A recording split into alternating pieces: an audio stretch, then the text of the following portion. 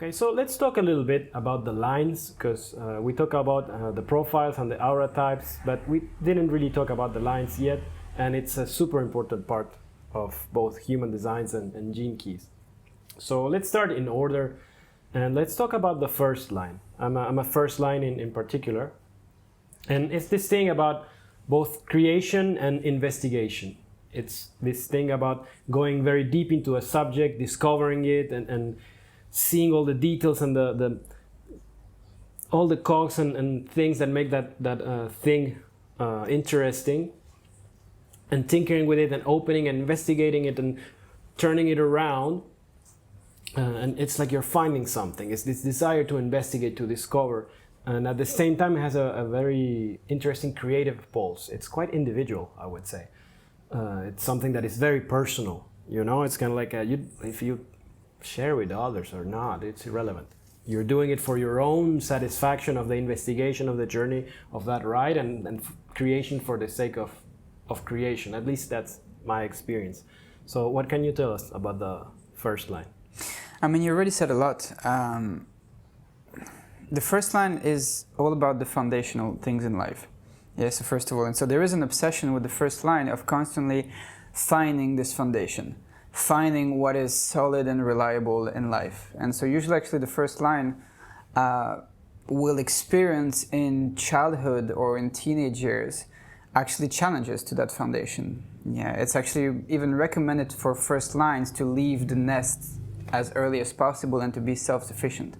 Yes, because there is a deep need to find a sense of security in life and to find, you know, this solid thing. And obviously it starts on a financial level, and it starts, you know, also with your health and all the really important foundational things in life. Now, the journey for the first line is actually, you know, it's a challenging one, because in this reality, in this physical world, there's no such thing as a real solid foundation.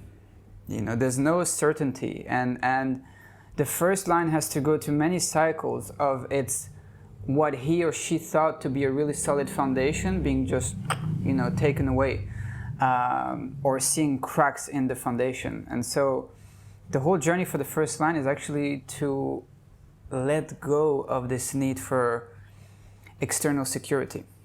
Mm-hmm. Yeah, it's really that. It's like actually the foundation is your own core. It's your own sense of inner security. And as long as the first line is constantly, not saying that you shouldn't be self-sufficient and independent and all of that, of course, but finding a sense of security at a much deeper level and internally rather than externally, because otherwise it's just a constant nightmare. Mm-hmm. We live in an ever-changing world, and the first line doesn't like change too much. It doesn't like uncertainty. Mm-hmm.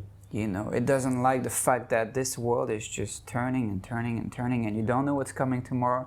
That foundation that you worked so hard to build might just be gone tomorrow, you know. And so it's just accepting that, you know, finding a sense of security, and finding your own solid foundation at your core in the midst of chaos, basically. You know, that's really what it's about. And the other aspect that you mentioned about the first line is this creative aspect. You know, we have to look also into the deeper meaning and the essence of those numbers. So when you think of the number 1, in a way, it's the first emanation.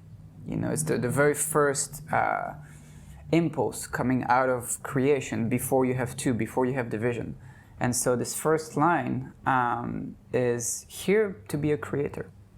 You know, the first line is not so much interested in walking someone else's path, you know, in taking someone else's knowledge or system, although the journey might involve some of that. It might involve, you know, checking different systems and finding which ones are solid or not. And by the way, the first line is amazing at finding those cracks. Mm-hmm. You know, like actually being in relationship with the first line can be challenging because you're under constant scrutiny.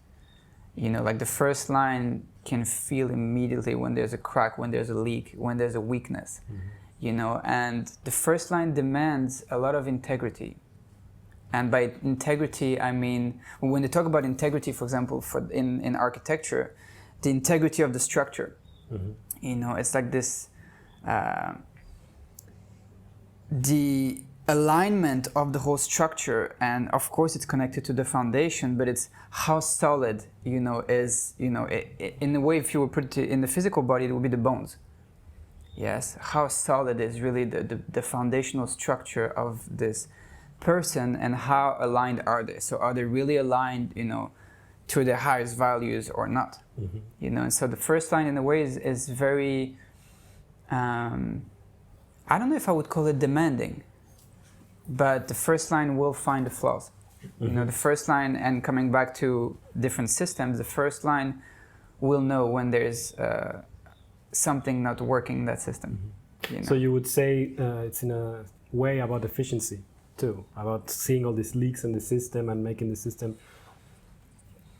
It is about efficiency, but it's not just that. It's like it's really like even more foundational, because efficiency is already more like at a higher level. Yes, but the and it's also a projector thing, really. But the first line, it's really like, okay, is this fundamentally solid or not? If the fundamentals are there, it's like, okay, I can work with this. But if you can see like a real obvious flaw in there, you're not interested. And coming back to this creation thing, more than anything else, you're interested in coming up with your own stuff. You want to create, and you're not here to be really in service to people. You're not really here to, I would say, you're not really here to be that social or that concerned, with humanity in general. You're here to be in service of creation, actually. So like you were saying, it's all about the creative process itself, and the whole first line. And that's why you need to be, the first line is the most personal, the most self-involved, and, can also be the most selfish, but it's a healthy selfishness. Well, the shadow of it is to be so self-obsessed that you're blind to the rest, and you're missing out on a lot of things. But the higher aspect is actually when you go deep enough within yourself and you give everything that you give everything to yourself that you need, then the creation really flows through. So it really depends. Like, are you in service to your little me, or are you in service to this creative flow? So that's when really the selfishness becomes, a gift rather than a simple shadow. Would you say, as an advice for any line one, the way that I see it is, it's the one line that can really be this lone wolf, this self-reliant person, this person that is relying on their own skills and their own things, and doesn't need to look out for their own sustenance or for their own success as much as the other lines.